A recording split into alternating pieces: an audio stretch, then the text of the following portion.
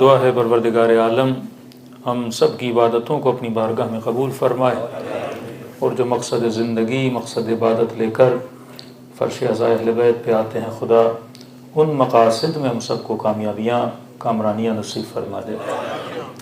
جو آیہ کریمہ کے پڑھنے کا شرف حاصل کیا، اس کو آیہ مودت بولا جاتا ہے۔ آیہ مودت کا مطلب وہ آیت جس آیت میں ہمیں کسی محبت کی طرف رغبت دلائی گئی، کیونکہ ہر محبت میں آپ کا اختیار ہے کہ آپ محبت کریں یا نہ کریں، یہ آپ کی مرضی ہے۔ آپ کا دل ہے اپنی گاڑی سے محبت کرو یا نہ کرو، آپ کا دل ہے اولاد سے محبت کرو یا نہ کرو، کس سے کتنی محبت کرنی ہے، کس سے نہیں کرنی، یہ آپ کو اختیار ہے۔ محبتوں کے میدان میں کوئی آپ کو مجبور نہیں کرتا، لیکن یہ واحد محبت ہے جس میں خدا کہتا ہے اس میں تیری مرضی نہیں، رب کی مرضی چلے گی۔ تو اگر کہے کہ مجھے نہیں پسند، لیکن میں خدا کہوں گا تجھے پسند ہونا چاہیے۔ ہر محبت میں تجھ سے نہیں پوچھوں گا، لیکن یہ وہ محبت ہے جس میں تیرا اختیار نہیں ہے، خدا کا اختیار ہے۔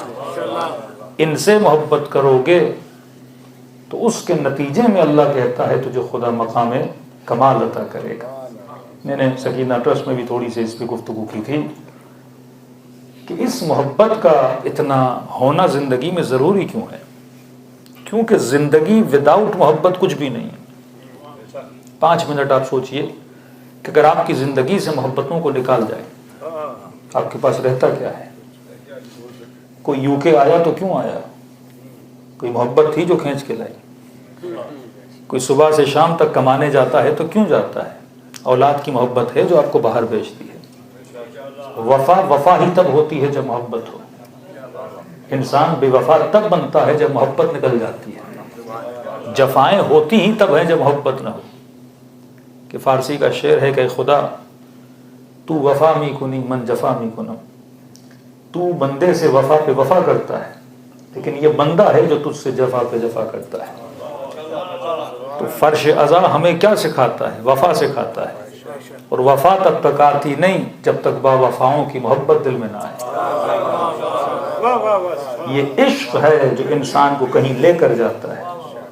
میں پاکستان میں مثال دیتا ہوں، کوئی سیاسی جلسہ بھی کرنا ہو تو کوئی بریانی کی محبت میں آتا ہے، کوئی پیسے کی محبت میں آتا ہے، کسی کو کراچی گھومنا ہوتا ہے تو فری کی گاڑی مل جاتی ہے چلا جاتا ہے، کسی کو مینار پاکستان گھومنا ہوتا ہے تو اس چکر میں چلا جاتا ہے۔ لیکن یہ واحد حسین کی مجلس ہے جہاں نہ کوئی پس دی جاتی ہے، جہاں نہ کوئی لالچ دی جاتی ہے۔ اب گھروں سے اٹھتے ہو، فرش عزا پہ آتے ہو، یہ محبت ہے جس نے آپ کے وجود میں حرکت کو پیدا کیا۔ یہ محبت ہے جو آپ کی ذات میں موشن کو پیدا کرتی ہے۔ زمین کے اندر گریویٹی ہے، یہ چیزوں کو اپنی طرف کیا کرتی ہے؟ کھینچتی ہے۔ محبت کے اندر کائنات کی سب سے بڑی گریویٹی ہے۔ یہ محبت ہے جو انسان کو جنت بھی لے جاتی ہے، اور یہی محبت ہے جو انسان کو جہنم بھی لے جاتی ہے۔ یہ عشق اور محبت کا کمال ہے جو انسان کو خوش ذات بھی بناتا ہے اور انسان کو بد ذات بھی بناتا ہے۔ یہ محبت ہے جس نے اپنے ساتھ کو اپنے ساتھ بنایا، اور یہی محبت تھی جس نے حر کو حر بنایا۔ یہ سارا کمال جو کائنات میں آپ دیکھ رہے ہیں، کس کا کمال ہے؟ محبت کا کمال ہے۔ یہاں کچھ محبتوں کے بیچنے والے ہیں اور کچھ محبتوں کے خریدار ہیں۔ یونیورسٹیز میں جاؤ گے، ایک سبجیکٹ ہے مارکیٹنگ، اس سبجیکٹ میں کیا سکھایا جاتا ہے کہ یہ گلاس ہے، تم نے اس کو بیچنا کیسے ہے؟ کوئی اس کو خریدے تو کیوں خریدے؟ جب تک اس کی محبت پیدا نہیں کرو گے، جب تک اس کی ضرورت ایجاد نہیں کرو گے، تب تک کوئی تیرے پاس نہیں آئے گا۔ دکان میں گئے، 4 قسم کے ڈرنکس پڑے ہوئے تھے، آپ ایک خاص ڈرنک کی طرف ہاتھ کیوں بڑھاتے ہو؟ پہلے آپ کے سب کانشیس میں اس کی محبت کو ڈالا جاتا ہے۔ لندن سے یہاں تک آؤ گے، سٹی سینٹر سے یہاں تک آؤ گے، کئی بل بورڈز آپ کو نظر آئیں گے۔ اب آپ 70 کی سپیڈ سے جا رہے ہو، بل بورڈ کے لگانے کی ضرورت کیا ہے؟ کتنے سیکنڈ انسان اس بورڈ کو دیکھتا ہے 70 مائل کی سپیڈ میں، 80 مائل کی سپیڈ میں، لیکن لگایا جاتا ہے کیونکہ 1 سیکنڈ کی بھی نگاہ پڑی، وہ تیرے سب کانشیس میں گیا، اور جب گیا تو اس نے تیرے دل میں چاہت کو پیدا کیا، اس نے تیرے دل میں محبت کو پیدا کیا۔ کیونکہ محبت ہوگی تو اس کے کیا بنو گے؟ خریدار بنو گے۔ یہ محبت ہے جو انسان کو عرفان الہی تک لے کر جاتی ہے۔ اب سوال ہے قصور محبت کا نہیں، محبت کسی کی بھی آئے انسان اس کے لیے قربانی دیتا ہے۔ وہ شہر رہ کی حکومت کی محبت ہو تو ابن سعد کو کہاں سے کہاں تک لے کر چلی گئی، وہ تخت و تاج کی محبت ہو تو انسان کو سولیوں پہ چڑھا دیتی ہے۔ یہ محبت تھی جس نے قذافی کا یہ حال کیا، یہ محبت تھی جس نے صدام کا یہ حال کیا، یہ محبت ہے جو انسان کو ظالم بھی بناتی ہے، یہ محبت ہے جو انسان کو مظلوم پرور بھی بناتی ہے۔ کوئی اپنی ذات کی محبت میں پورے فلسطین کو تباہ کر رہا ہے، کوئی مظلوم کی محبت میں اتنی بڑی شہادتیں دے رہا ہے، یہ محبت ہے۔ اب خدا نے یہ ہمیں یہ بتانا ہے کہ انسان محبت سے خدا تجھے روکتا نہیں، بس خدا یہ کہتا ہے محبت اس سے کرنا جو تجھے کمال عطا کرے، محبت اس سے نہ کرنا تو تجھے کیا عطا کرے، زوال عطا کرے۔ تو کمال کی محبت وہ ہے جو ان سے کرو جن کی ذات میں کمال پایا جائے۔ جس کی ذات میں کمال نہیں ہے تو اس سے محبت کیوں کر رہا ہے؟ تو میں نے اشارہ کیا تھا وہ محبت کسی کام کی نہیں جس محبت میں زوال پایا جائے۔ اور جس عالم میں آپ رہتے ہو یہ عالم مادہ ہے، مٹیریلسٹ دنیا، اور مادے کی خصوصیت میں یہ ہے کہ مادے کو زوال ہے۔ حسین سے حسین چہرے سے محبت کرو گے، ایک دن حسن کو زوال مل جائے گا۔ دنیا کی کوئی امیری نہیں جو کبھی اختتام پذیر نہ ہو، دنیا کا کوئی اقتدار نہیں جو کبھی اختتام پذیر نہ ہو، دنیا کی کوئی ایسی چیز نہیں، بہتر سے بہتر کھانا گھر میں لے کر آؤ 3-4 دن میں خراب ہو جاتا ہے، بہتر سے بہتر سیب لے کر آؤ 3 سے 4 دن میں خراب ہو جاتا ہے۔ اپنے چھوٹے بچوں کو مثال دیا کرو، بیٹا کیا پسند ہے، کسی بھی پھل کا نام لے، بابا یہ بڑا پسند ہے۔ جب گھر میں آئے تو بولو بیٹا اسے کھاؤ نہیں، اسے رکھو، 1 دن 2 دن 3 دن 4 دن کیا ہو جائے گا، خراب ہو جائے گا۔ تو اسے سکھاؤ کہ میرے لال سیب عشق کرنے کے لیے نہیں، سیب کھانے کے لیے ہے، یہ میری ضرورت کو پورا کرنے کے لیے ہے، نہ کہ میں اس کا عاشق بن جاؤں، بنوں گا تو اسے کیا ہے، زوال ہے۔ اسی طرح قرآن کہتے ہیں انما المال والبنون، یہ جو مال ہے، یہ جو اولاد ہے، یہ فتنہ ہے۔ کبھی وہی خدا کہے کہ اس میں اولاد میں اور ہم نے بیوی میں کیا رکھا، سکون رکھا۔ خدا تو کبھی کہے سکون تو کبھی کہے فتنہ۔ کا سکون تب ہے جب تو اس کو ضرورتوں کے لیے استعمال کرے، فتنہ تب بنتا ہے جب یہ تمہارے عشق میں بدل جاتا ہے۔ جب اولاد عشق میں بدل جائے پھر وہ عشق اللہ کے عشق کے مقابلے میں آ جاتا ہے، جب بیوی عشق میں بدل جائے پھر وہ کہیں خدا کے مقابلے میں آ جاتی ہے، جب مال عشق میں بدل جائے پھر وہ رب کے مقابلے میں آ جاتا ہے، جب تخت عشق میں بدل جائے وہ خدا کے مقابلے میں آ جاتا ہے۔ سیدہ سے لے کر کربلا، کربلا سے لے کر جعد و امام کی زندگی پڑھو گے، وہ عشق ایک نظر آتا ہے، وہ عشق پروردگار عالم ہے، جہاں ساری محبتوں کو لٹایا جا رہا ہے۔ کس کی محبت پہ؟ جو لازوال محبت ہے، اس کی محبت پہ جسے فنا نہیں ہے، اس کی محبت پہ جس پہ بقا ہی بقا ہے۔ ابراہیم کو بڑھاپے میں بچہ دیا، پہلا امتحان یہ ایسی زمین پہ چھوڑ گیا جہاں فصل نہیں ہوتی، پھر جوان ہوا بچہ 13-14 سال کا، پہلی مرتبہ ملاقات کے لیے گئے، پھر خواب دیکھا کہ اپنے ہی بچے کے گلے کو کاٹ رہے ہیں۔ یہ گلا ابراہیم اسماعیل کا نہیں کاٹ رہے تھے، خدا دیکھنا چاہتے تھے یہ محبت کا گلا کاٹتا ہے کہ نہیں۔ یہ امتحان محبت کا ہے، کیا تو اس محبت کو اس محبت پہ قربان کرتا ہے کہ نہیں؟ اور کیا امتحان دیا ابراہیم نے کہ میرے چھٹے امام کہتے ہیں کہ یہ مت سمجھ ابراہیم نے چھری نہیں چلائی تھی اور بیچ میں دمبا آ گیا تھا، کہا نہیں چھری چلائی تھی۔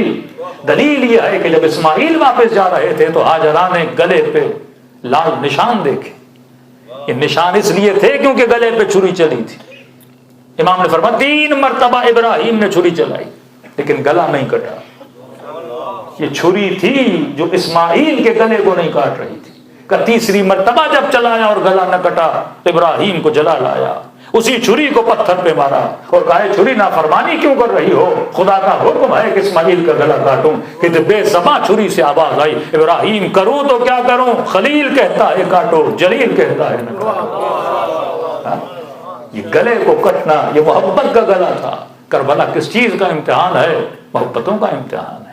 وہ کون سی چیز ہے جب عبداللہ الحسین نے اللہ کی محبت میں قربان نہیں کی، صرف یہ سکھانے کے لیے کہ یہ عالم عشق کے لیے پیدا نہیں ہوا، عشق اس سے کرو جو ذات کیا ہو، با کمال ہو، جس کو کبھی زوال نہ ہو۔ چمڑی کو زوال ہے، حسن کو زوال ہے، جوانی کو زوال ہے، پانی کو زوال ہے، کھانے کو زوال ہے، دنیا کی کون سی چیز ہے جس کو اختتام نہ ہو؟ یہ عالم فنا ہے۔ اب کہا اگر بقا کے سفر پہ نکلنا چاہتے ہو تو ان سے محبت کرو جن کے عشق کو خدا نے کیا عطا کیا ہے، بقا عطا کی ہے۔ اس کی چھوٹی سی مثال غم ابا عبداللہ الحسین ہے۔ ہر غم تھم جاتا ہے. 1 سال رو گے، 4 سال رو گے، والد بھی مر جائے 6 سال رو گے، لیکن یہ 1400 سال سے ایک ایسا غم ہے جو تھمنے کا نام نہیں لیتا. انسان جتنا روئے حسین کا غم پھر بھی کیا رہتا ہے؟ تازہ کا تازہ رہتا ہے. یہ معجزہ نہیں تو کیا ہے؟ فرمایا خدا ہر حرارت کو بجھا دیتا ہے لیکن ذکر حسین کی حرارت کو کبھی بجھنے نہیں دیتا، کیونکہ یہ حرارت بجھنے کے لیے نہیں آئی. اور عرض کیا کہ یہی عشق کمال خدا نے آپ کے بچے کے دل میں، خدا نے آپ کی فطرت میں، خدا نے آپ کے نیچر میں رکھا ہے. یہ وہ چیز ہے جو کسی اسکول میں پڑھائی نہیں جاتی، یہ اس عالم و عالم زر سے تجھے پڑھا کے بھیجا جاتا ہے. کہ آج میں کسی سے پوچھوں، کوئی کوشچن کروں، پورے مجمع کا جواب ایک ہوگا. اگر میں کہوں اس مجمع میں کوئی ہے جو کنجوس سے پیار کرے، لیکن اگر کہوں کوئی ہے ایسا جو سخی سے عشق کرے، تو انگریز بھی بیٹھا ہوگا نا تو کیا کہے گا؟ مجھے سخی سے پیار ہے. اتنا بڑا جلوس فلسطین کی حمایت میں نکلا کہ مولانا اتنے سارے انگریز نکلے، مسلمان بھی نہیں نکلے. تو میں نے کہا یہ مسلم کی محبت میں نہیں نکلے، یہ نیچر کے حکم پہ باہر نکلے، کیونکہ فطرت کبھی ظلم کو پسند نہیں کرتی. یہ اللہ نے انسان کی نیچر میں رکھا. ہر انسان کو سخی سے کیا ہوتا ہے؟ عشق ہوتا ہے. سخی ہندو بھی ہو تو آپ تعریف کرو گے، سخی کرسچن بھی ہو تو آپ کیا کرو گے؟ تعریف کرو گے. دنیا کا کوئی بندہ ظالم سے پیار نہیں کرتا. ہے اس مجمع میں کوئی ایسا بندہ جو کہے مجھے بزدل سے بڑا پیار ہے؟ ہر بندہ بہادر سے پیار کرتا ہے. بہادر اپنا ہو یا غیر ہو، انسان تعریف. یہ تعریف کہاں سے نکل رہی ہے؟ اندر سے، کیونکہ خدا نے آپ کی ذات میں عشق کمال رکھا ہے. ہے کوئی ایسا بندہ جو بدصورت چہروں سے اور بدصورت شکلوں سے پیار کرے؟ حسن کی ہر کوئی تعریف کرتا ہے، اچھی آواز ہو ہر کوئی تعریف کرتا ہے. ہر انسان وہ چیز جو کمال پہ پہنچی ہوئی ہو، آواز کی صورت میں ہو، وہ تصویر کی صورت میں ہو، وہ کھانے کی صورت میں ہو، وہ کسی بھی صورت میں انسان اسے کیا کرتا ہے؟ پیار کرتا ہے. کیوں؟ کیونکہ خدا نے آپ کے وجود میں کیا رکھا ہے؟ عشق کمال رکھا ہے. تبھی خدا نے کبھی بھی پورے قرآن میں 12 کا نام نہیں بتایا، کیونکہ یہ مکتب ناموں کا مکتب نہیں، یہ مکتب صفات و کمال کا مکتب ہے. اکثر کہتے ہیں اگر امام 12 تھے تو خدا نام بتا دیتا ہے. تو میں نے کہا دنیا کا آسان ترین کام ہے نام رکھنا، دنیا کا مشکل ترین کام ہے صفت کمال کو اپنے اندر پیدا کرنا. آپ بیٹے کا نام رکھو مثلا بہادر علی، اور پتا چلے چوہے سے ڈر کے بھاگ جاتا ہے، تو نام رکھنے سے بہادر تھوڑی بنے گا. ہاں، کسی کا نام رکھو نور علی اور چہرہ کوئلے سے بھی کالا ہو، تو نام رکھنے سے کسی کے چہرے میں نور نہیں آتا. نام نہ کسی کو بہادر بناتا ہے نہ کسی کو بزدل بناتا ہے. تو کیا گارنٹی تھی؟ نبی نے جس کا ہاتھ اٹھا کے دکھلا کے بتایا من کنت مولا فہذا علی مولا، آج تک مسلمان ماننے کے لیے تیار نہیں. دکھایا ہوا، بتلایا ہوا، اس بحث میں پڑے ہوئے ہیں کہ مولا کا مطلب دوست ہے یا امام ہے یا خلیفہ ہے، کیا ہے. تو میں نے کہا کیا گارنٹی تھی؟ خدا اگر 12 نام بتا بھی دیتا قرآن میں تو جس کا پہلا نام آتا چلو وہ پہچان میں آ جاتا، لیکن چوتھا، 5واں، 6واں وہ تو ابھی پیدا نہیں ہوئے تھے. تو میں نے کہا کیا گارنٹی تھی اگر ابو سفیان اپنے بچوں کے نام وہی رکھ لیتا، آنے والے آگے اپنے بچوں کے نام وہی رکھتے جو خدا نے قرآن میں بتایا، پھر تو جھگڑا یہی چلتا اللہ والا علی کون ہے، بندوں والا علی کون ہے. تو اللہ نے کہا نام نہیں بتاؤں گا، کیا بتاؤں گا؟ صفت کمال پیدا کرنا مشکل ہے. اسی لیے نبی نے جنگ خندق میں یا خیبر میں جب یہ اعلان کیا غدن یتن رجلن کرارن غیر فرارن، کل میں علم اسے دوں گا، کرار ہوگا، غیر فرار ہوگا، مرد ہوگا. کہوں یا رسول اللہ اتنی لمبی تمہید کیوں باندھ رہے ہیں؟ بتا دیجئے کہ علی کو دوں گا.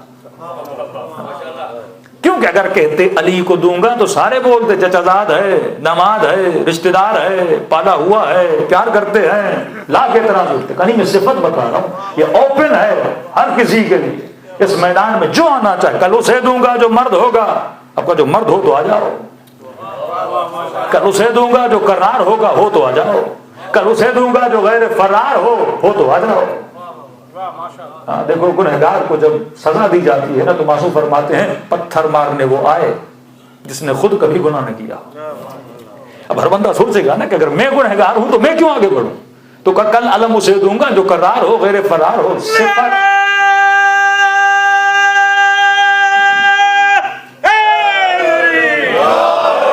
صفت سب سے زیادہ اہم ہوتی ہے. کہ انما ولیکم اللہ, میں اللہ ولی نام بتایا, ورسول, میرا رسول ولی نام بتایا. جب تیسرے کی باری آئی تو نام نہیں بتایا. والذین آمنوا الذین یقیمون الصلاۃ ویؤتون الزکاۃ وهم راکعون. تیسرا ولی وہ ہے جو نماز قائم کرے, صاحب ایمان ہو اور حالت رکوع میں زکات دیتا ہوا نظر آ جائے. نام نہیں بتایا, صفت بتا دی. اب جب ڈھونڈنے نکلو گے تو صفات تجھے صرف کس کے اندر نظر آئیں گی؟ امیر المومنین میں نظر آتی ہیں. صفت سے بندہ بڑا آسانی سے پہچانا جاتا ہے. میں کسی کو 500 پاؤنڈ دوں, فلاں سینٹر میں چلے جانا, جس بندے کا نام علی ہو اسے دے دینا, اور آپ نے ممبر پہ اعلان کیا کہ مولانا نے 500 دیے اور کہا جس کا نام علی ہو اسے دے دوں. کتنے علی اٹھ جائیں گے؟ میں کنفیوز ہو جاؤں گا دینا کس کو ہے. لیکن وہاں صفت بتا دوں, اینک لگی ہوگی, بال اتنے ہوں گے, وزن اتنا ہوگا, کپڑے وہ ہوں گے, تو آپ پورے مجمع میں سے اس بندے کو فوراً کیا کر لو گے؟ پہچان لو گے. کہ نام کیوں نہیں بتایا؟ اللہ نے کہا نام نہیں بتاؤں گا, صفت بتاؤں گا. ایسی صفت جو صفت کمال ہو. کہ یہ وہ ہیں جن سے خدا نے ہر طرح کے رجس کو کیا رکھا ہے؟ دور رکھا ہے. یہ وہ ہیں جو باب مدینۃ العلم ہے. اب جب ڈھونڈنا بڑا آسان ہے, اگر جناب کے پاس علم ہے تو باب ہے, ورنہ وہ چھت بھی ہے, وہ دیوار بھی ہے, وہ کنڈی بھی ہے. ہاں, کہ صاحب علم ہے تو یہ علی ابن ابی طالب ہے. میں کیا بتاؤں گا؟ صفت بتاؤں گا. صفت نام سے زیادہ اہم ہوتی ہے. کہ اہل سنت کے مولانا صاحب کا شیعہ لعنتیں بڑی بھیجتے ہیں. میں نے کہا بھیجتے تو آپ بھی ہو, ایک فرق ہے ہماری لعنت میں اور آپ کی لعنت میں. میں نے کہا آپ ہوا میں تیر مارتے ہو, ہم پورا ایڈریس بتاتے ہیں. لعنت تو آپ بھی بھیجتے ہو. میں نے کہا کہاں بھیجتے ہیں؟ میں نے کہا بسم اللہ الرحمن الرحیم پڑھنے سے پہلے بڑی گاڑی لعنت بھیجتے ہو. اعوذ باللہ من الشیطان اللعین الرجیم. میں نے کہا 40 ٹائم قرآن میں اللہ نے لعنت بھیجی ہے. اپنی ساری تراویح میں لعنتیں بھیجتے ہو کہ اللہ کی ظالموں پہ لعنت, اللہ کی جھوٹوں پہ لعنت, اللہ کی غاصبوں پہ لعنت. یہ ساری لعنتیں کہاں ہیں؟ قرآن میں. میں نے کہا اب تو جھوٹے پہ بھیج تو رہا ہے پر تجھے پتہ نہیں جھوٹا ہے کون. تو غاصبوں پہ بھیج تو رہا ہے پر تجھے نہیں پتا غاصب ہے کون. تو ظالموں پہ بھیج تو رہا ہے پر تجھے نہیں پتا ظالم ہے کون. میں نے کہا ہماری پوری ایڈریس والی لعنت ہوتی ہے. جاتی تیری بھی وہی ہے, لیکن تجھے پھینکتے وقت پتہ نہیں چلتا کہ میری لعنت کہاں جا رہی ہے. میں نے کہا چھوٹا سا سوال ہے, پہلی لعنت جو ہر مسلمان بھیجتا ہے, اعوذ باللہ من الشیطان اللعین الرجیم, میری لعنت ہو کس پر؟ شیطان پر. میں نے کہا کون ہے شیطان؟ ہاں, کتنے ریلیکس ہو کے ہم ایک شیطان پہ لعنت بھیجتے ہیں. ہو سکتا ہے لعنت بھیجنے والا خود شیطان ہو. لیکن ذہن میں کیا ہوتا ہے؟ شیطان کون شیطان بھائی؟ تو کہا کہ آپ کو نہیں پتا. میں نے کہا بتائیے شیطان کون ہے؟ کہ وہی ابلیس.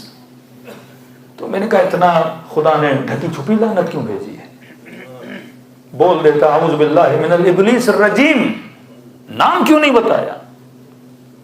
شیطنت صفت ہے. آج بچہ بھی شرارت کرے تو کہتے مولانا بڑا شیطان ہے. یہ صفت ہے, یہ کسی پہ بھی آ سکتی ہے. صفت فرار ہر بھاگنے والے پر ہے, صرف احد کے بھگوڑوں پہ نہیں ہے. اگر مسلمان آج بھی میدان کو چھوڑ کے بھاگ کے جائے تو صفت فرار اس میں بھی آتا ہے. تو میں نے کہا یہ جو لعنت ہے کہ اعوذ باللہ من الشیطان الرجیم, شیطان پہ کیوں اللہ نے بولا؟ ہونا تو یہ چاہیے نا کہ کلیئر کانسیپٹ ہو کہ کس پر لعنت ہے؟ ابلیس پر ہے. ابلیس پہ لعنت ہوئی کب؟ جب شیطان بنا. بندہ برا کب ہوتا ہے؟ جب اس میں صفت برائی آتی ہے. سارے شیعہ سارے اصحاب کو مانتے ہیں, لیکن ہمارا بگاڑ کب پیدا ہوتا ہے؟ جب ان کی صفت میں بگاڑ پیدا ہوتا ہے. آپ کہیں گے یہ مومن ہے, تبھی ہم دعا کرتے ہیں خدا عاقبت میں خیری عطا فرما. آج مومن ہے کل بھی تو رہے. جس دن بری صفت آ گئی تو بندہ کیا بن جاتا ہے؟ برا بن جاتا ہے. یہ عالم صفات ہے. کہ لعنت ابلیس نہیں, کس پر؟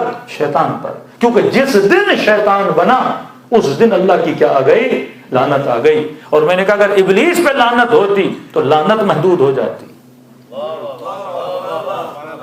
دیکھو اگر خدا اہل بیت کے دشمنوں کے نام مثلا اللہ کہتا یزید پہ لعنت, تو لعنت کیا ہو جاتی؟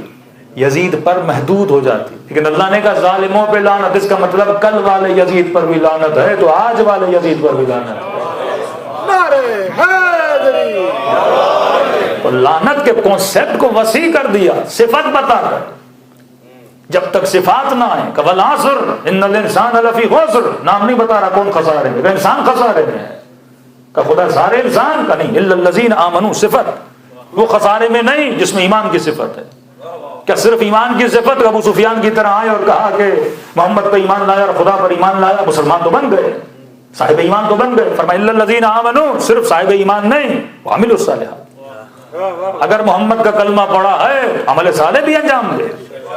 یہ نہیں کہ صرف کلمہ پڑھ کے بندہ کہے مسلمان بن جاؤں، علی ولی اللہ کہہ کے بولے کہ مولا ہی بن گئے، کہ نہیں، وعملوا الصالحات، اگر علی کو مانا ہے تو اس کی بات کو مانتا ہے کہ نہیں، اگر حسین کو مانا ہے تو بات کو مانتا ہے کہ نہیں، اگر سیدہ کو مانا ہے تو سیدہ والا حجاب بھی ہے کہ نہیں، اگر عباس کو مانا ہے تو غیرت عباس بھی ہے کہ نہیں۔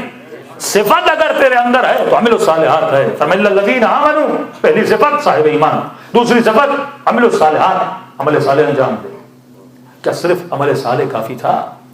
خوارج نے ایمان بھی لایا، حافظ قرآن بھی بنے، نمازی بھی بنے، نماز شب والے بھی بنے، ماتھوں پہ سجدوں کے نشان بھی تھے، کہ نہیں، صرف عمل صالح نہیں، وتواصوا بالحق،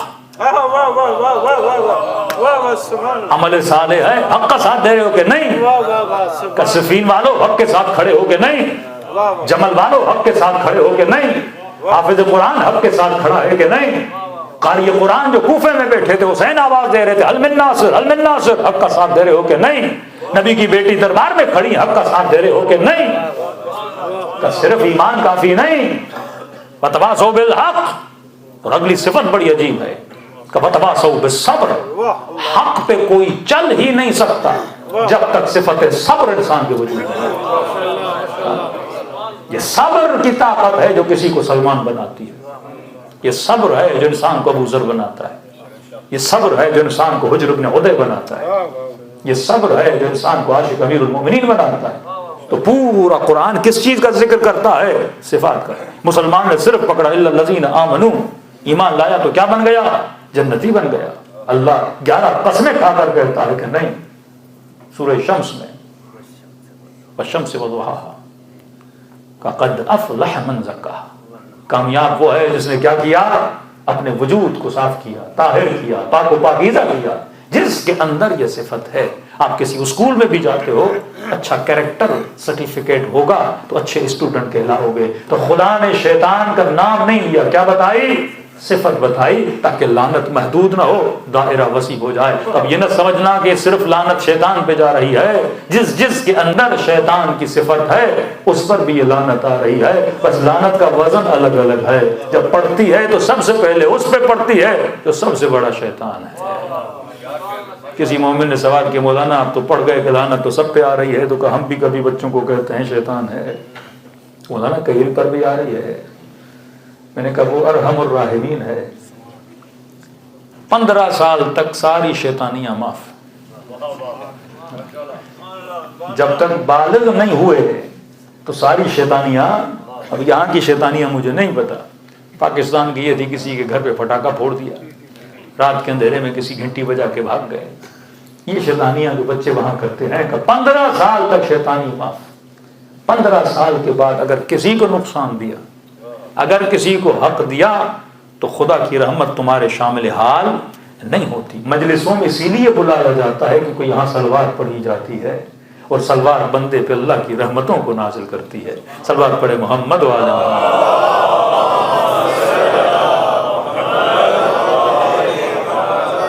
تو یہ مکتب کمال ہے کہ عاشق بنو کس کے؟ کمال کے عاشق بنو۔ کیونکہ اگر کوئی بندہ کسی بندی سے یا کوئی بندی کسی بندے سے شکل کی وجہ سے پیار کرتا ہے، جس دن شکل گئی پیار گیا، لیکن اگر صفت کی وجہ سے پیار کرتا ہے، اب کوئی کل یہ نہ کہے کہ مولانا کہے کہ شکل نہ دیکھو، وہ بھی ضروری ہے، لیکن صرف شکل کی وجہ سے عشق ہو تو وہ عشق کیا ہو جاتا ہے؟ زوال پذیر ہو جاتا ہے۔ کل اس سے زیادہ حسین ملا تو وہاں چلا جائے گا، لیکن صفت کو اگر انسان دیکھے تو انسان کبھی بھی اس کا ساتھ نہیں چھوڑتا۔ یہ جتنے لوگ عاشق امیر المومنین تھے، علی کی شکل کی وجہ سے نہیں، علی کی صفات کی وجہ سے۔ دیکھا تھا یہ وہ ہے جو کبھی احد کو چھوڑ کے گیا نہیں، یہ وہ ہے جو بڑی شجاعت سے شب ہجرت موت کے بستر پہ سویا۔ دیکھا کہ یہ وہ ہے جو سلونی کا دعویٰ کرتا ہے، جو پوچھا جائے جواب دیتا ہے۔ تو سلمان عاشق صفات علی ہے، دنیا عاشق صفات ابا عبداللہ حسین ہے. آپ صفت کی وجہ سے عاشق بنتے. مسلمان بھی اگر صفات کا گندا ہو جائے کون پیار کرے گا؟ اگر قاتل بنے، غاصب بنے، چور بنے، جواری بنے، کوئی اس کو پسند نہیں کرتا. لیکن وہیں پہ اگر کوئی کافر ہو لیکن صفات اس کے اندر اچھی ہو، ہر بندہ کیا کرے گا؟ تعریف کرے گا. تو کیونکہ وجود بشر میں عشق کمال خدا نے رکھا ہے. صفت کمال انسان کے وجود میں، انسان پرفیکشن کا عاشق ہے اور آپ اسی پرفیکشن کے سفر پہ زندگی گزارتے ہو. اس دنیا میں اسٹاپ کا کوئی نقطہ نہیں ہے. اب دانا زمین میں ڈالو، وہ سفر کرتا ہے. کس چیز کا سفر؟ کمال کا سفر. مٹی میں ڈالا، دانا بڑھنا شروع ہوا. اس کے اندر مومنٹ ہے، اس کے اندر موشن ہے، یہ آگے بڑھتا ہے. کیونکہ کسی چیز کو کائنات میں خدا نے رکنے کے لیے نہیں بھیجا، بڑھنے کے لیے بھیجا ہے. آج آپ مجلس میں بیٹھے ہو، ایوری سیکنڈ جو آپ یہاں پہ گزار رہے ہو، آپ کی باڈی کے اندر چینجنگز آ رہے ہیں. سفر جاری ہے. بڑھاپے کا سفر ہے، زوال کا سفر ہے، فنا کا سفر ہے. دن بدن جو گزر رہا آپ کو محسوس نہیں ہو رہا، لیکن آپ کا بدن کیا کر رہا ہے؟ سفر کر رہا ہے. یہ پانی جو گلاس میں بڑا، اس کے اندر ہزاروں قسم کی حیات ہوگی جو زندگی جی رہی ہے. پھر آپ پیو گے، یہ حیات کہاں جائے گی؟ شکم میں جائے گی. وہاں بھی زندگی کیا ہو رہی ہے؟ چل رہی ہے. ایک سیب آپ رکھتے ہو، جب وہ خراب ہوتا ہے آپ کو لگتا ہے خراب ہو رہا ہے، اس کے اندر بھی ایک حیات ہے جو آگے بڑھ رہی ہے. تو کائنات رکنے کا نام نہیں لیتی. ایک ملی سیکنڈ بھی کائنات نہیں رکتی. اس میں حرکت ہی حرکت ہے، آگے کی طرف حرکت ہے یا زوال کی طرف حرکت ہے. اب فرمائیے تو نے فیصلہ کرنا ہے، یہ تمہاری حرکت جو آگے بڑھ رہے ہو، یہ کمال کی طرف بڑھ رہے ہو یا زوال کی طرف بڑھ رہے ہو. ہم میں سے ہر کوئی یا جہنم کی طرف جا رہا ہے یا جنت کی طرف جا رہا ہے. جانا ہم نے ہے ہی ہے، لیکن سوال یہ تو کہاں جا رہا ہے. تو یہاں پہ ہر بندے کو کہا کہ ایک سورت کو خدا نے واجب کیا، اور یہ بھی مقام فکر ہے.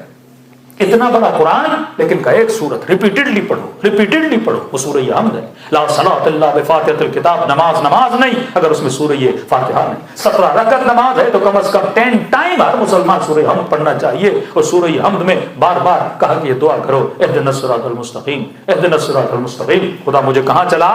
سیدھے راستے پہ چلا. میں نے حرکت تو کرنی ہے لیکن راستہ کون سا ہونا چاہیے؟ میرے پاس گاڑی تو ہے، روڈ کون سا ہونا چاہیے؟ میرے پاس سواری تو ہے لیکن کس روڈ پہ سواری کو چلاؤں؟ میں چھوٹی سی مثال دوں گا آپ کے وجود کو خوش کرنے کے لیے. دیکھیے، سواری سے زیادہ جس پہ سواری چل رہی ہے اس کا ہونا بڑا اہم ہے. مثال دوں، آپ کو برمنگھم جانا ہے. آپ نے کہا مولانا کون سا روڈ ہے؟ اب کسی کے پاس، مثال دے رہا ہوں، مرسیڈیز ہے، کسی کے پاس مثلا ٹویوٹا ہے، کسی کے پاس کیا ہے. اب یہاں تو اسپیڈ لمٹ ہے، لیکن اگر کہیں لمٹ نہ ہو اور آپ کے پاس بہتر سے بہتر سواری ہو اور پوچھا جائے کہ کون ہے جو جلدی سے جلدی پہنچے، پہلا سوال یہ ہوگا جس کی سواری اچھی ہے، اسپیڈ والی ہے، وہ بہت جلدی پہنچ جائے گا.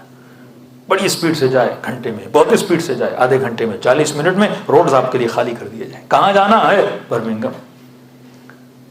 اب یہاں سواری کو دیکھا جائے گا، اچھی سے اچھی سواری ہو اتنا جلدی آپ کو کہاں پہنچائے گی؟ برمنگھم پہنچائے گی. اب ایک بندہ ہے جس کے پاس چھوٹی سواری ہے. پاکستان میں سب سے کمزور گاڑی مہران ہے، آلٹو ہے، 600 cc کی گاڑیاں. اب کسی مومن کے پاس سمجھو مہران ہے، ایک کے پاس مرسیڈیز ہے. اب کہاں جانا ہے؟ کہ دونوں نے برمنگھم جانا ہے. یہ چلے روڈ پہ، مرسیڈیز والا اس کے بجائے کہ برمنگھم کے روڈ پہ چڑھتا، وہ مثلا بریڈفورڈ کے روڈ پہ چڑھ گیا. گاڑی بڑی اچھی، اسپیڈ بڑی تیز. اب اتنی ہی اسپیڈ سے جب غلط روڈ پہ چڑھے گا اتنی ہی اسپیڈ سے برمنگھم سے دور ہوگا، کیونکہ ٹریک کیا تھا؟ غلط تھا. اب یہاں میٹر نہیں کرتا اسپیڈ کیا ہے. اب اگر اسپیڈ جتنی زیادہ ہوگی اتنا مقصد سے کیا ہوتا جائے گا؟ دور ہوتا جائے گا، کیونکہ ٹریک کیا ہے؟ غلط ہے. لیکن وہ چھوٹی گاڑی والا جس کی اسپیڈ کم ہے پر اس کا ٹریک صحیح ہو، کتنی بھی دیر لگ جائے، چاہے اس کو 6 گھنٹے لگ جائیں برمنگھم جانے تک، لیکن سکون میں ہے کیونکہ ٹریک کیا ہے؟ صحیح ہے. اگر گاڑی خراب بھی ہو جائے پیدل چل کر بھی کہاں پہنچے گا؟ برمنگھم پہنچے گا. تو یہاں رسول نے فرمایا احد کے پہاڑ جتنا سونا بھی جمع کر دو، دن سے رات تک نمازیں پڑھتے رہو. یہ مثال ایسی ہے کہ تمہاری عبادتوں کی سپیڈ مرسیڈیز والی ہو لیکن ٹریک اگر علی کا نہیں، جہنم جاؤ گے، جنت نہیں.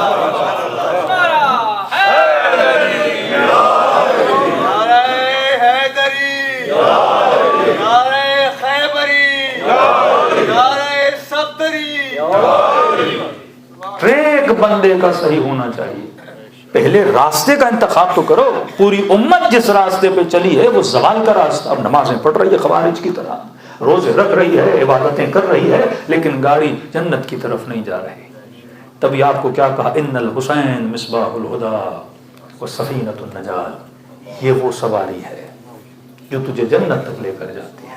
تو آج ہر بندے مومن نے دیکھنا ہے کہ اگر خدا نے میرے اندر عشق کمال رکھا ہے, پرفیکشن کا عشق رکھا ہے, تو سوال ہے کہ میں پرفیکٹ لوگوں سے عشق کرتا ہوں کہ نہیں, پرفیکٹ زندگی گزارتا ہوں کہ نہیں. کہیں ایسا تو نہیں عشق مجھے سخاوت سے ہے پر مجھ سے بڑا کنجوس نہیں. عشق مجھے بہادروں سے ہے, گلی کی بہادری سن کے نعرہ بھی لگاتا ہوں, اور جب مقام عمل آئے تو میدان چھوڑ کے بھاگ جاتا ہوں. اصل تو عشق ہے کہ نہیں علی سے محبت کروں کیونکہ سخی تھے, خمس کی بات آئے تو پتلی گلی پکڑ کے چلا جاؤں, یتیموں کی مدد کی بات آئے تو پچھلی گلی پکڑ کے چلا جاؤں, اپنے بچوں کے لیے تو بڑا سخی, لیکن قوم کے بچوں کے لیے مجھے کوئی پرواہ نہیں ہے. فرمایا یہ نہیں, اگر کمال کے عاشق ہو تو اپنے اندر کی صفت کمال کو کیا کرو, پیدا کرو. انٹیریئر سندھ کا ایک گاؤں تھا, وہاں پہ امیر المومنین کا قول ہے, مولا فرماتے ہیں اگر کنجوس کی جھوٹی تعریف بھی کرو نا وہ سخی بن جاتا ہے, کیونکہ کمال ہر کسی کو پسند ہے. آپ کا بیٹا ایک نمبر کا نکما ہو لیکن اگلا بندہ تعریفیں کرے, آپ کو کیا لگے گا, اچھا لگے گا. پاکستان میں ایک بھی علامہ نہیں, لیکن آپ ہمیں علامہ بولتے ہیں, ہمیں خوشی ہوتی ہے. ایک بھی علامہ نہیں ہے پاکستان میں. ہمارے یہاں 2 مجلسیں پڑھنے کے بعد انسان علامہ بن جاتا ہے. ایک واسکوٹی, ایک ٹوپی لگانے سے انسان کیا بن جاتا ہے, علامہ. دنیا کا واحد ملک ہے جہاں شارٹ کٹ بڑا آسان ہے. نکموں کو وزیر اعظم بھی بنایا جاتا ہے, بے قدروں کو صاحب اقتدار بھی بنایا جاتا ہے, جو سب سے بڑا چور ہو اسے اتنا بڑا عہدہ دیا جاتا ہے. اور یہ ملک ہے جہاں 2 مجلسیں پڑھو آپ کیا بن جاتے ہو, علامہ. خمینی نے اتنا بڑا انقلاب لایا, اس کی قوم نے اسے علامہ نہیں بولا. علامہ کون, مجلسی. علامہ کون, طباطبائی, جن کو بولا یہ علامہ ہے. کیونکہ علامہ ایک علمی اصطلاح ہے, ایک علمی ٹائٹل ہے. آپ ہر کسی کو پروفیسر نہیں بولتے, ہر کسی کو ڈاکٹر نہیں بولتے, ہر کسی کو آیت اللہ نہیں بولتے, ہر کسی کو مجتہد نہیں بولتے. لیکن ہمارے یہاں کیونکہ علم کی کمی ہے تو کہتے ہیں اندھوں میں کانا کیا ہوتا ہے, بادشاہ ہو جاتا ہے. علامہ اسے بولتے ہیں جس نے کم از کم 40-50 بکس لکھی ہوں, اسے علامہ بولا جاتا ہے. ہمارے یہاں چلو 40 مجلسیں پڑھ لے تو علامہ بن جائے, یہاں 2-4 مجلسیں پڑھنے کے بعد انسان علامہ بنتا ہے. لیکن سوال یہ ہے سن کے کیا ملتی ہے, خوشی ملتی ہے. کیونکہ جب کمال کی نسبت آپ کو آتی ہے تو کمال ہر کسی کو کیا ہے, پسند ہے. اعلان ہوتا ہے اب آپ کے سامنے حجت الاسلام, ترجمہ کریں اسلام کی حجت. جو بندہ اپنے گھر میں حجت نہ ہو, جس کی بیوی نہ مانے گھر میں اور کہیں کہ یہ کس کی حجت ہے, اسلام کی حجت ہے, بولا جاتا ہے. کیونکہ ہمیں کیا لگتا ہے, اچھا لگتا ہے. آغا قراتی مفسر قرآن ہے, کہتے کسی محفل میں گئے تو شاید آغا جنتی آیت اللہ جنتی کہتے ہیں جب میرا تعارف کرانے لگے تو فور دا فرسٹ ٹائم کہتے ہیں میں نے کسی کی زبان سے اپنے لیے سنا, اب آپ کے سامنے آیت اللہ قراتی آئیں گے. کہتے پہلے کہتے تھے مدرس قرآن, معلم قرآن, حجت الاسلام آغا قراتی. پہلی مرتبہ کہتے ہیں میں نے کسی کی زبان سے سنا, وہ بھی مولانا تھے, آیت اللہ تھے, کب آپ کے سامنے آیت اللہ قراتی. کہتے میں نے لیکچر دیا, پہلی مرتبہ آیت اللہ سنا تو انسان کو خوشی تو ہوتی ہے. تو میں نے کہا آپ نے کیا بول دیا, آج تک کسی نے مجھے آیت اللہ نہیں بولا اور آپ نے آیت اللہ بول دیا. کہ دیکھو جن کے بچے میڈیکل میں پڑھنے جاتے ہیں نا, ڈگری ملنے سے پہلے والد کہتا ڈاکٹر صاحب آ گئے. جب یہ ڈاکٹر ایک دوسرے کو ڈاکٹر بولتے ہیں تو ہم آیت اللہ ایک دوسرے کو بول سکتے ہیں, کوئی مسئلہ نہیں ہے. تو کہا انسان جب اچھا لقب سنتا ہے تو انسان کو کیا لگتا ہے, اچھا لگتا ہے. تبھی ماسٹر فرماتے اپنے بیٹوں کو اچھے القاب سے بلایا کرو. جس کا بیٹا ڈرپوک ہے تو اسے نہیں بولو یہ ڈرپوک ہے, یہ چوہا ہے, نہیں بولو میرا بیٹا بہادر ہے. کہ 10 بار بولو گے بہادر, وہ بہادری کا کیا کرے گا, مظاہرہ کرے گا. بیٹی حجاب کم کرتی ہے, بولا کرو نہیں میری بیٹی بڑی معجبہ ہے. تو اس صفت کا اس کے اوپر کیا ہوتا ہے, اثر ہوتا ہے. کوئی کنجوس ہے, بولو نہیں پتا ہے کہ یہ 20 پاؤنڈ بھی اس کی جیب سے بڑی مشکل سے نکلتے ہیں, 10 لوگوں کے سامنے بولو بھائی جناب تو بہت دیتے ہیں سینٹر کو، بڑی مدد کرتے ہیں، وہ 4 لوگوں کے سامنے 100 پاؤنڈ کا نوٹ نکالتے ہیں۔ یہ فطرت انسان ہے۔ انسان کو تعریف کیا لگتی ہے؟ اچھی لگتی ہے۔ ہیومن سائیکولوجی کو آپ پڑھیں، یہ فطرت بشری ہے کہ انسان کو کمال سے کیا ہے؟ پیار ہے۔ اب چھوٹے گاؤں کا واقعہ، مولا کا فرمان، کنجوس کی بھی تعریف کرو کیا بن جاتا ہے؟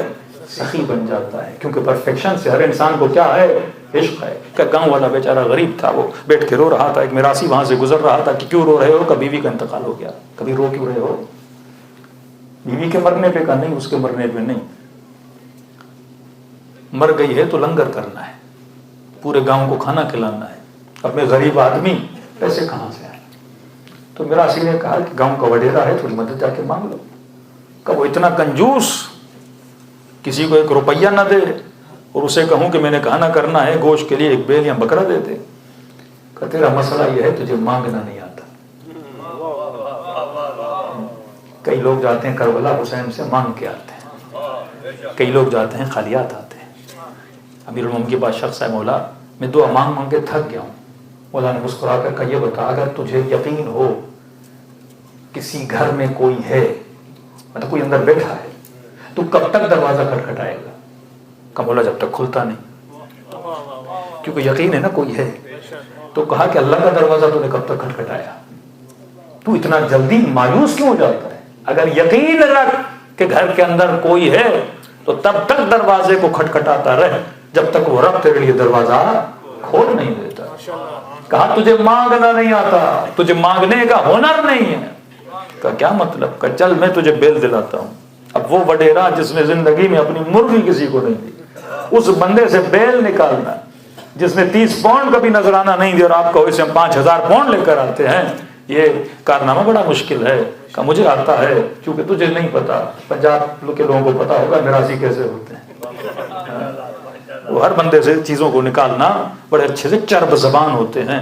کہتے ہیں وڈیرا اپنی زمینوں پہ کھڑا تھا، اس نے بڑے فاصلے سے کہ آواز وڈیرے تک جائے، اس نے وڈیرے کی نہیں اس کے دادا کی تعریف کرنا شروع کر دی۔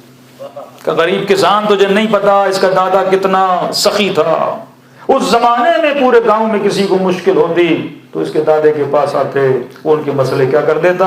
گرینڈ فادر مسئلے حل کر دیتا۔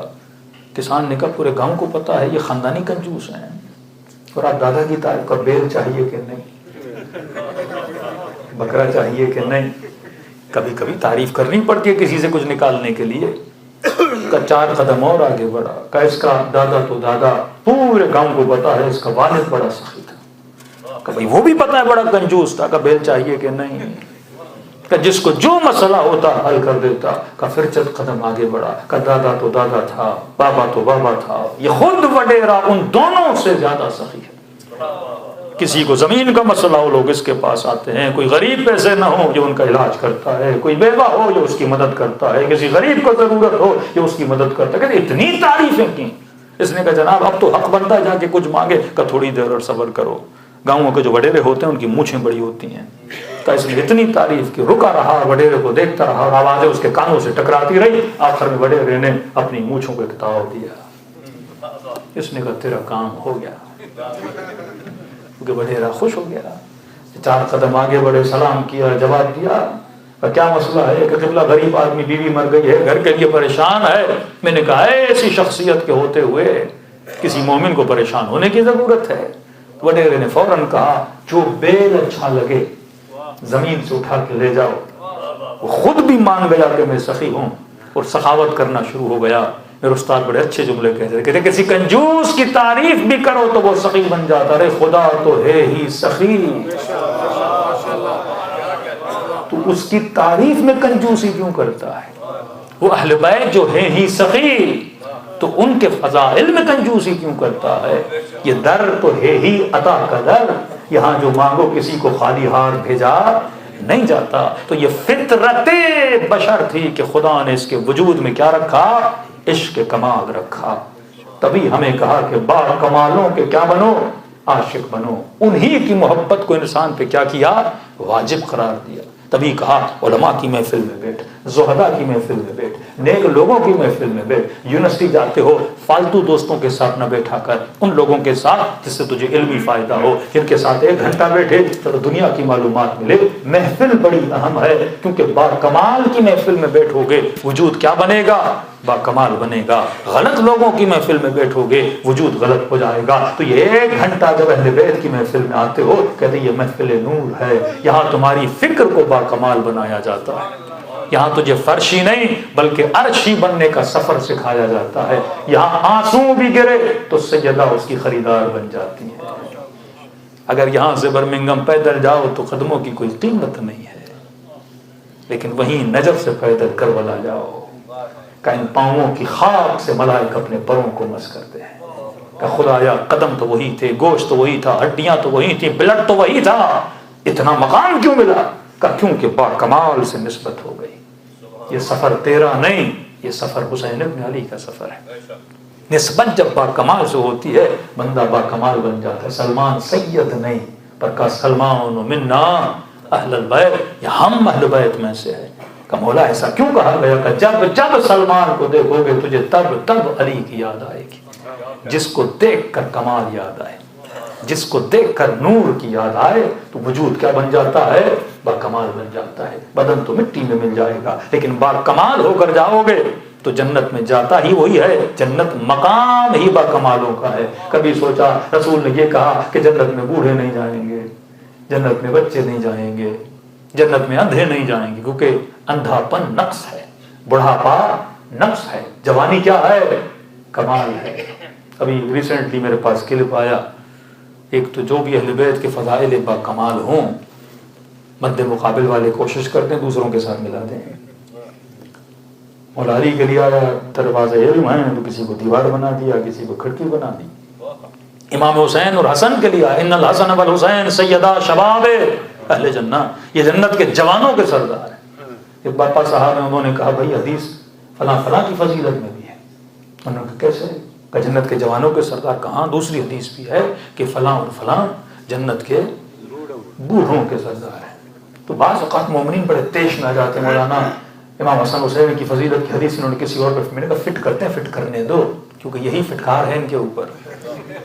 حدیث اگر رسول کہہ رہے ہیں تو حکمت کے ساتھ کہہ رہے ہیں، اگر حکمت ان میں ہے ہی نہیں، میں نے کہا صحیح ہے ان کو جنت کے بوڑھوں کا سردار بنا، کیونکہ بوڑھوں نے جنت میں جانا ہے نہیں، اور بوڑھے جائیں گے تو میں نے کہا کیلے ہی کھائیں گے، باقی جنت میں کچھ کھانے کو بھی نہیں ملے گا.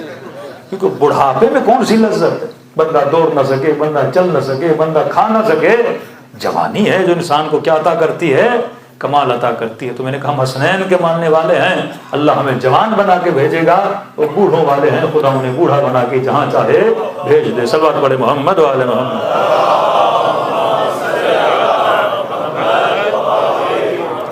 اس مجلس میں کوئی ایک بوڑھا ہے جسے بولا جائے آپ کو اکسیر جوانی دیتے ہیں، آپ کھائیے جوان ہو جائیں گے، اور کہے کہ مجھے نہیں کھانا؟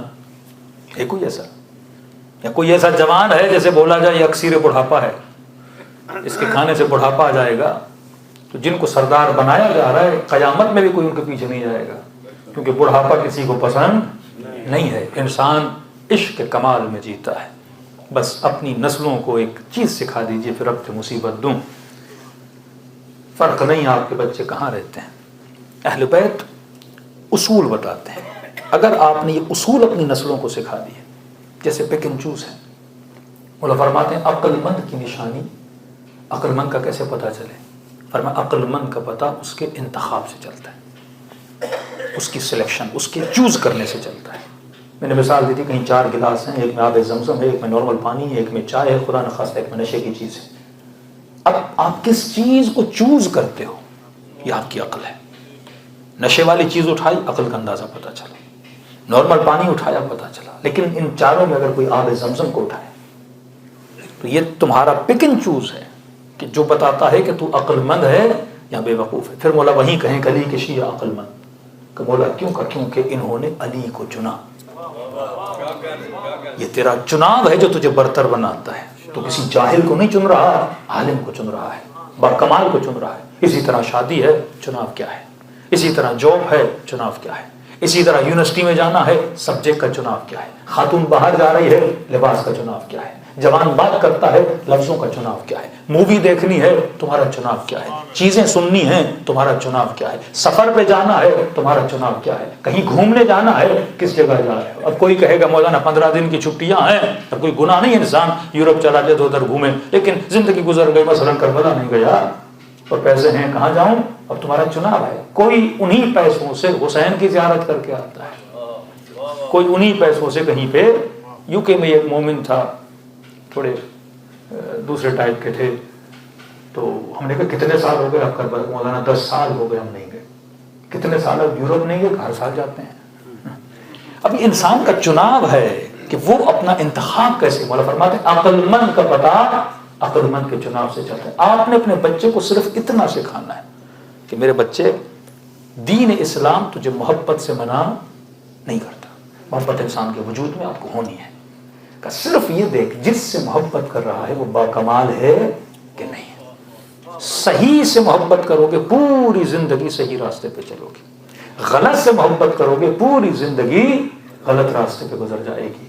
تو کربلا میں جو حسین کے ساتھ کھڑے ہیں وہ عشق کمال میں ہیں، یزید کے ساتھ کھڑے ہیں وہ عشق زوال میں ہیں، مدینے میں جو سیدہ کے ساتھ کھڑے ہیں وہ عشق کمال کے ہیں، جو سیدہ کے مد مقابل کھڑے ہیں وہ عشق زوال میں ہیں۔ اب کمال کے لیے سر بھی کٹ جائے تو وہ با کمال ہے، اب کمال کے لیے جان بھی دے جائے تو جان دینا کیا ہے؟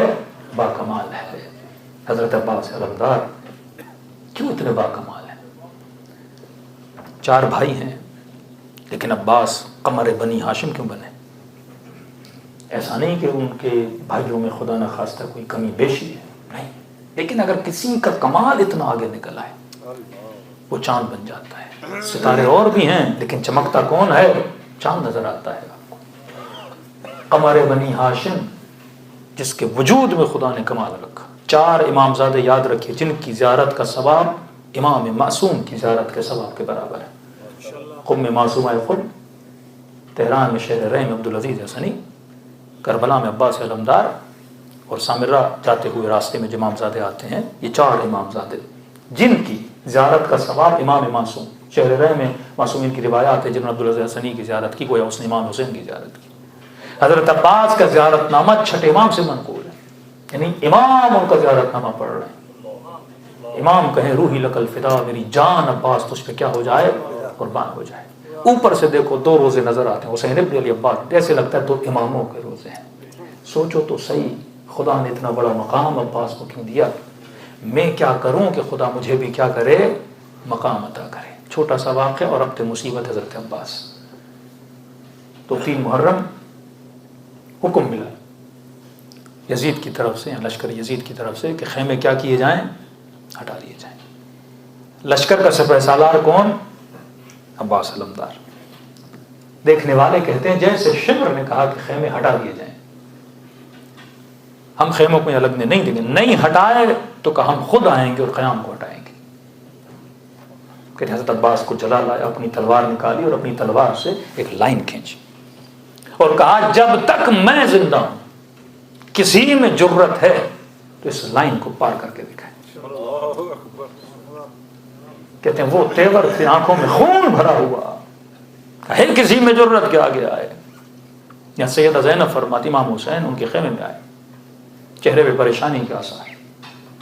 فرما بہن قربان جائے، بھائی پریشان لگ رہے ہو۔ فرما بہن زینب آپ نے سنا تو ہوگا، کہا گیا ہے کہ خیمے ہٹا دیے جائیں، لیکن میرے شعر نے لکیر کھینچ دی ہے اور کہا کہ کسی میں جرت ہے تو خط کو پار کر کے دکھائے۔ بی بی نے کہا کہ حسین عباس کے ہوتے ہوئے کس میں جرت کہ ہمارے خیموں کے قریب آئے؟ کہ جانتا ہوں عباس کے ہوتے ہوئے یہ ہو نہیں سکتا، وہ اپنی جان دے دے گا لیکن اس عمل کو ہونے نہیں دے گا۔ لیکن بہن حسین یہ چاہتے ہیں کہ خیمے ہٹا دیے جائیں۔ تو تعجب سے کہا کہ آقا حسین آج تک ہوا کہ عباس آپ کو نہ بولے، آپ بلا کے بولیں کہ عباس میری مرضی ہے خیمے ہٹا دیے جائیں۔ فرما جانتا ہوں زینب، لیکن پریشان ہوں کہیں میرے شیر کا دل ٹوٹ نہ جائے۔ کل سمجھی نہیں کہ زینب حسن کے جنازے پہ تیر چلے تھے، میرے غازی نے تلوار نکالی، میں نے ہاتھ کو تھاما، کہا عباس یہاں جنگ نہیں کربلا کریں گے، کہا رک گئے، کہا بیعت کا سوال ہوا، مدینے میں مجھے دربار میں بلایا گیا، بے احترامی کی، کہا دوڑے دوڑے اندر آئے، کہ مولا اب حکم دو، میں اس کا سر قلم کر کے قدموں میں رکھوں، میں نے کہا عباس یہاں نہیں، جنگ کربلا میں کریں گے، کہا بہن یاد ہے حر نے راستہ روکا تھا، لجام فرس میں ہاتھ ڈالا تھا، میرے غازی کو اتنا جلال آیا، تلوار نکالی کہ مولا اب ہی جنگ کرتے ہیں، میں نے کہا عباس یہاں نہیں کربلا، کہا بہن اب کیا کہہ کے روکوں، اب تو کربلا بھی آ گئی، ایسے نہیں کہا شریکت الحسین، کہا کہ میں سمجھاتی ہوں عباس کو، آپ چلے جائیے، آواز دی کنیز کو، کہا کہ میرے بھائی کو بلاؤ، کہتے دور سے کنیز نے آواز دی، خبر بنی ہاشم، خیام میں بلایا جا رہا ہے، اب جانتے ہیں خیمے میں کون بلانے والی ہے، کہتی آہستہ سے آئے، تلوار ہاتھ میں، چہرے پہ لالی، آنکھوں میں خون جمع ہوا، آستینیں چڑھی ہوئی، کہ کیا ہے، کہ سیدہ زینب بلا رہی ہے، کہتی تھوڑی دیر کھڑے ہوئے، اپنی آستینوں کو سیدھا کیا، اپنے پسینے کو پوچھا، تلوار کو نیام میں ڈالا، تھوڑا صبر کیا کہ آنکھوں کی لالی کم ہو جائے، خیمے کے در پہ ایسے کھڑے ہوئے جیسے بیٹا ماں کے لیے کھڑا ہو جاتا ہے، اور کہا قزادی آپ نے بلایا، کہ جی عباس اندر آؤ، خزانوں ادب لگا کے بیٹھے، نہ آنکھوں میں وہ جلال تھا، نہ چہرے پہ وہ پسینہ تھا، ایسے بیٹھے جیسے بچہ ماں کے سامنے بیٹھتا ہے، کہ جی قزادی، کہ عباس سنا ہے تم نے خط کھینچی ہے، کہ جی بی بی میرے ہوتے ہوئے کس میں ضرورت کہ سیدانیوں کے خیموں تک آ جائے، فرمایا عباس جانتی ہوں تیرا غرور ہے، جانتی ہوں تو نے دشمن کو للکار دی ہے کہ میرے ہوتے ہوئے کسی میں ضرورت نہیں کہ آگے بڑھے، کہ عباس حسین یہ چاہتے ہیں کہ خیمے ہٹا دیے جائیں، میں تیرے غرور کو سمجھتی ہوں، لیکن بھائی کوئی بات نہیں، تو خیمے میں بیٹھ، میں علی اکبر کو بھیج دیتی ہوں، خط مٹا دے گا، خیمے ہٹا دے گا، میں قاسم کو بھیجتی ہوں، چلے جائیں گے یہ جوان اور خط مٹائیں گے، خیمے ہٹائیں گے، بی بی کہتی ہیں سنتا رہا، جب سیدہ کا کلام ختم ہوا تو کہتے بڑے ادب سے کھڑے ہوئے، سر جھکا کر کہا کہ بی بی عباس ہوتا کون ہے تو یہ کہے کہ میری انا ہے، میں نے خط کھینچی ہے، میں نے للکارا ہے دشمن کو کہ میرے ہوتے ہوئے کوئی آئے، کہ اگر میرے آقا کی مرضی ہے خود جاؤں گا، اپنے ہاتھ سے خط کو مٹاؤں گا، خود جاؤں گا، خیموں کو ہٹاؤں گا، اسے کہتے ہیں عباس۔ کہتے ہیں جب ایک بازو کٹا اس وقت رجز پڑھا، فرمایا واللہ لو قطعت ما یمینی، خدا کی قسم اگر میرا دوسرا بھی کاٹ دو، لو احامی عن دینی، میں اپنے دین کی حمایت سے ہاتھ نہیں ہٹاؤں گا۔ علماء آج تک پریشان ہیں، یہ مسائل کے جملے، لیکن کہتے ہیں عباس نے دین کی بات کر دی کہ دوسرا بازو کاٹ دو، دین نہیں چھوڑوں گا، دین نہیں چھوڑوں گا۔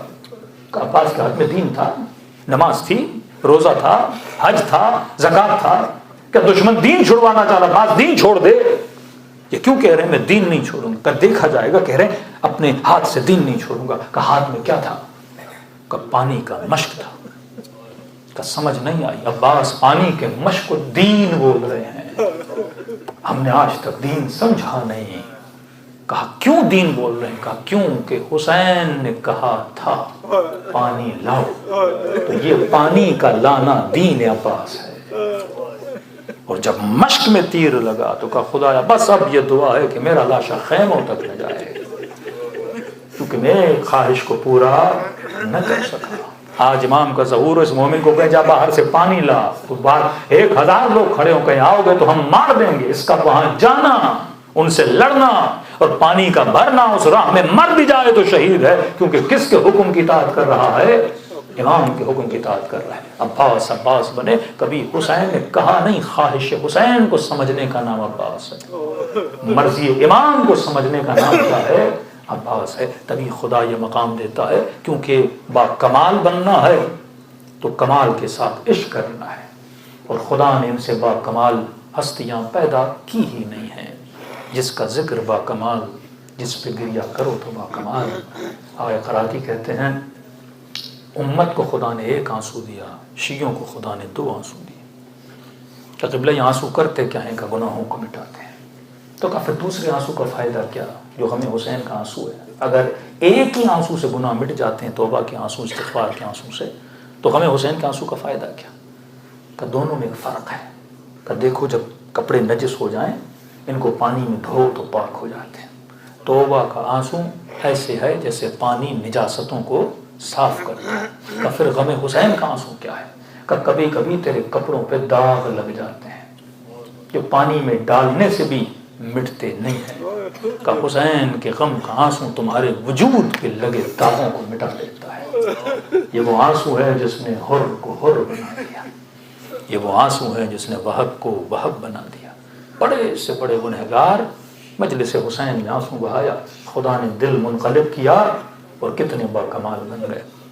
آج خوش نصیب ہو کہ اس عالم میں اور اس ماحول میں جو گناہوں سے بھری دنیا، خدا نے تجھے مہمان سفر ابا عبداللہ حسین بنائے. فرمائے ناصروں کی خریدار جناب سیدہ بن جاتی ہیں. چھٹے ماں فرماتے کہ ذاکر نے مصائب پڑھے نہیں تو رویا نہیں تو رونا چاہتا ہے. فرمایا تم سب کے سروں کے پیچھے ہماری دادی زہرا کھڑی ہو جاتی ہے اور تمہارے لیے دعا بھرے ہاتھوں کو بلند کرتی ہے. فرمایا بہترین ذکر ابا عبداللہ کئی بار مجلسوں میں کہہ چکا کہ مولا فرماتا جیسے طلب عشق کربلا ہے، خلوص سے دل سے مجھ حسین کو سلام کرے خدا اسے ثواب اجارت حسین عطا کرتا ہے. بس ایک نشانی. فرمایا جب سلام کرے اگر نہ چاہتے ہوئے آنکھوں سے آنسو آئے، کوشش نہ کرے رونے کی، خود بخود دل بھر آئے. جب وہ آنسو تیری آنکھوں سے نکلیں تو یہ مت سمجھنا یہ تیرے آنسو ہیں، حسین نے تجھے تیرے سلام کا جواب بھیجا ہے. دلوں کو کربلا لے جائیں، اپنے آقا کی مظلومیت کو سلام کریں. اس طرح سلام کرو جیسے زینب کبریٰ نے کیا، اس طرح سلام کرو جیسے 4 سالہ بچی نے کیا. سب مل کے السلام علی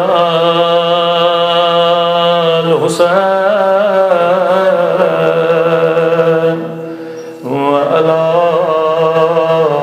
علی ابن الحسین وعلی اولاد حسین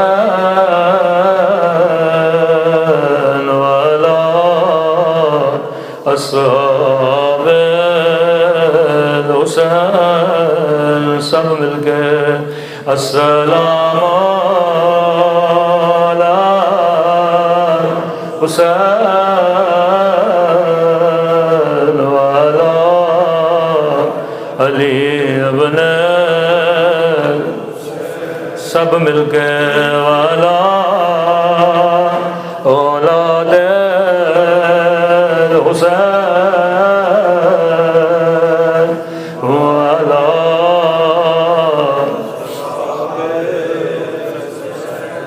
بلند آواز سے السلام علی والا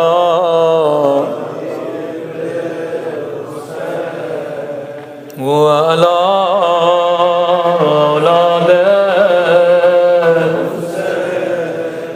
والا اصحاب. میرا سلام ہو ننے سے رخساروں پہ. قدیمی مومن میں نے نام نہیں لیا، بس اشارہ کیا. یہ سلام میرے نہیں، یہ کسی ذاکر کسی عام عالم کے سلام نہیں، یہ زیارت ناہیہ امام زمانہ کے سلام ہے. فرماتے میرا سلام ہو ان ننے سے رخساروں پہ. مجھے نہیں پتا یہ علی اصغر کے رخسار ہیں یا قاسم کے رخسار ہیں. جواب میرے مولا نے خود دیا. فرمایا میرا سلام ان ننے سے رخساروں پہ او جن کا رنگ بدلتا رہا یہ نہیں کہا رنگ بدل گیا بلکہ بدلتا رہا. کبھی شمر کے تماچوں نے رنگ نیلا کیا, کبھی ظالم کے تماچوں نے رنگ سیاہ کیا. اللہ کسی بچی کو بچپن میں بابا کا کٹا ہوا سر نہ دکھائے. مخصوصاً چھوٹی بچیاں اپنے بابا سے بڑا پیار کرتی ہیں. میرے مولا فرماتے ہیں وہ ظلم ہوا جس کی مثال تاریخ میں نہیں ملتی. اللہ یہ منظر کسی بچی کو نہ دکھائے. خدا کبھی کٹا ہوا سر کسی یتیمہ کو نہ دکھائے. چھوٹے امام فرماتے ہیں, چوتھے امام فرماتے ہیں گودی میں بابا کا کٹا سر تھا. ایک جملہ کہا بچی کی روح برباد کر گئی. کہنے لگی میرے غریب الوطن بابا, میرے 3 دن کے پیاسے بابا, بابا ذرا آنکھیں کھولو, ذرا میرے زخمی چہرے کو دیکھو. او بابا تیری بچی کا چہرہ چھوٹا تھا لیکن شمر کا ہاتھ بڑا تھا. وہ ظلم ہوا جس کی مثال تاریخ میں نہیں ملتی. ایران میں جناب سکینہ کو جناب سیدہ سے بڑا ملاتے ہیں. کہتے ہیں جیسے بچی کی گود میں بابا کا کٹا ہوا سر آیا. کہنے لگی نظر کو نئی مہر عشق و امید. اے میرے محبوب, اے میرے پیارے بابا, باپ کبھی بیٹیوں سے شرمایا نہیں کرتے. بابا ذرا آنکھیں کھولو, ذرا ایک نظر اپنی بچی پہ کرو. نظر کو کہ میں تنہا کود کے منہ سفیدہ. بابا ذرا آنکھیں کھولو, ذرا میرے بالوں کو دیکھو. میں تاریخ کی واحد بچی ہوں جس کے بال بچپن میں سفید ہو گئے. بابا سناتا دادی کے بال جوانی میں سفید ہوئے تھے لیکن ظالم نے اتنے تماچے مارے کہ میرے بال بچپن میں سفید ہو گئے. اگلے جملے نے حسین مولا کو بڑا رلایا ہوگا. نظر کو نہیں مہر عشق و امید کہ من تنہا کود کے قد خمید. بابا آیا ذرا آنکھیں کھولو, ذرا میری کمر دیکھو. بابا سناتا دادی کی کمر جوانی میں جھک گئی تھی. میں تاریخ کی واحد بچی ہوں جو دیواروں کا سہارا لے کے چلتی ہوں. وہ ظلم ہوئے جس کی مثال تاریخ میں نہیں ملتی. پہلا سلام امام نے رخساروں کو یاد کیا. میرا سلام ہو ان ننھے سے رخساروں پہ جن کا رنگ تماچوں نے بدل دیا. اگلا سلام اس سے بھی درد بھرا سلام ہے. فرماتے میرا سلام ہو زخمی خشک ہونٹوں پہ. اللہ جانے علی اکبر کے ہونٹ یا عباس علمدار کے ہونٹ. جواب میرے مولا نے خود دیا. میرا سلام ہو ان خشک ہونٹوں پہ وہ جن پہ ظالم چھڑی مارا تھا، اللہ جانے یہ منظر زینب نے کیسے دیکھا۔ امام زمانہ وہ ہونٹ آپ کو یاد ہے؟ مولا ایک سلام میں دینا چاہوں گا۔ آپ نے کہا سلام ان ہونٹوں پہ وہ جن پہ ظالم چھڑی مارا تھا، لیکن میں کہوں میرا سلام ہو ان ننھی سی آنکھوں پہ جو یہ منظر دیکھ رہے تھے۔ اللہ کسی بچی کو بابا کے خشک ہونٹ نہ دکھائے۔ آخری سلام، سب سے سخت سلام، فرمایا میرا سلام ان زخمی کلائیوں پہ جنہیں رسیوں سے باندھا گیا تھا۔ اللہ جانے امام زمانہ کن کلائیوں کو یاد کر رہے ہیں۔ اجارت ناہیہ میں نام نہیں ہے۔